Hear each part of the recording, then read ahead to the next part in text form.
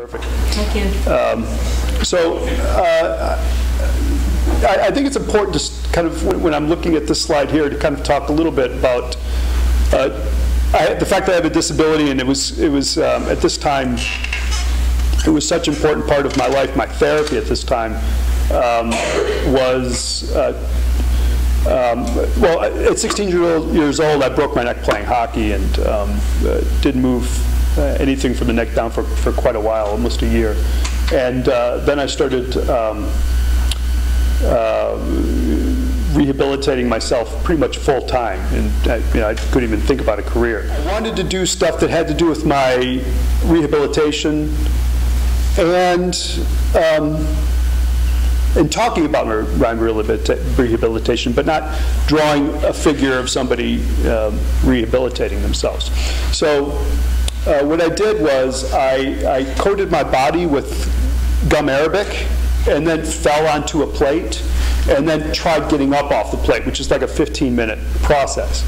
And then wherever the gum arabic is a stencil. And then I would spray over that plate with spray paint, and then I would print it. Okay, so I did 40 falls, and then mixed all those plates each fall with different colors, and then processed those, in like maybe 3 or 4 different plates on top of one piece of paper. As my senior show started, I started thinking more about what the idea of painting could be in a conceptual way. So this was all mounted on different pieces of canvas that were at different levels coming out from the wall. There was a line painted perpendicular to the wall that when you stood on this line, the painting was in focus. Okay, kind of like this spiritual walking the narrow path type of thing. But as soon as you got away from the painting or off that path, it would break up. And so the architecture of the actual painting became an important part of it. Graduated from graduate school, and it was like the loneliest day in the world because you put all this time, 7 years into these art degrees. And then I remember throwing my diploma on the couch and wondering, like, what the hell am I going to do right now? I mean, I've got these degrees and I have nothing to do. I have no job. And I'm in St. Louis. I really didn't have time to make friends in St. Louis.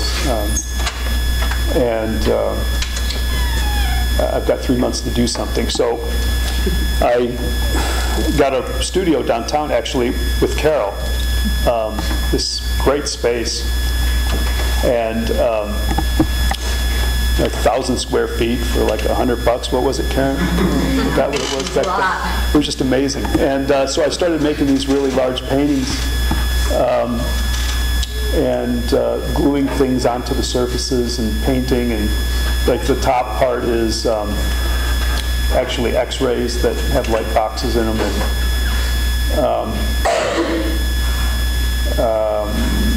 doing painting on them. And this is all about having something and losing it. And I remember the story about this young cop in Detroit or someplace. And he was trying to break up a gang fight, and he got shot in the head. And this is kind of like a story about, and then he actually survived it, and then started this this home for ex-gang members. And so this is having something and then losing it, and a story about that. I got a part-time job at the Missouri School for the Blind. And I've always, they were doing these kind of pieces with sand and building these sand castle type of things and feeling the forms. And I was trying to explain to them what a painting was. Like, how do you explain a painting to somebody that's never seen before? And so it's called Painting for the Blind, and it's in Braille, and it's you can see the Braille pasted onto the painting. It said, "This is a painting. It's painted the color black. Black's the color we perceive that blind people see. We think blind people see, or something like that." Beneath the painting is a goldfish bowl. Inside the bowl is a goldfish, or something like that. Anyway, the goldfish has nothing to do with the painting. when the blind person reads this, they're kind of confused of what the painting has to do with this object. But see, when the person that can't read Braille, the person with sight, they think the blind person understands the painting completely, and so they're confused.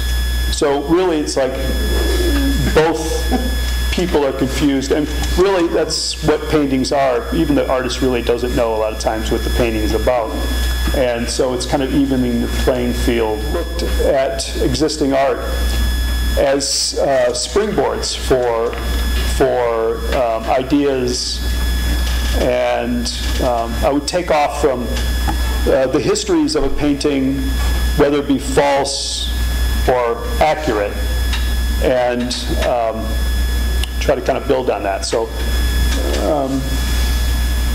these next slides will be everything that's, existing art that I would use in my work. So does anybody know whose painting this is? Besides the people that know. Caravaggio, who's, I think, one of my favorite painters. So I wanted to do these images of, it was kind of taking my hand away, like, maybe Caravaggio painted this and it, was found in this dilapidated state, and then I tried to resuscitate it with contemporary stuff, for lack of a better word. So all the circuitries on there are kind of soldered onto the copper. So you have this Cupid, which is like this, celestial type of love, shoots you with the arrow, and then on the right are all these transistors, which are labeled with different hormones that are actually the science of love. So, testosterone and all these different chemicals that go through your body when you're in love.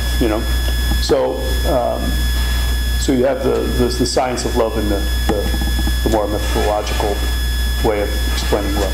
Pieces for like about 3 months.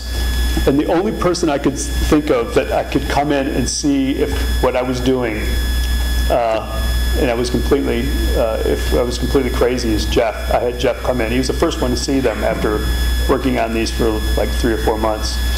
And he came into the studio, and I had some of the games. These are like 3-dimensional games. They're exactly the same size as the actual box. And even the sun damage is on there. You can see how the red strip at the bottom is painted, and it fades. And then this is exactly the way I found the game. And I remember, Jeff, you didn't know which the games were, but when you figured out that it was actually a painting, that whole idea of, oh yeah, sorry, I put these in last night, and so it is mystery date. But something changed with the way you read the game. I mean, there's some games like, like Battleship. I don't have this slide of it, but the mother and the daughter are in the background doing the dishes. This is 67, and the husband and the son are in the foreground playing the game. And it's amazing that it got through the editing process. And I'm almost to 100 actually. It's really weird. I thought it would be really interesting to do 100 games.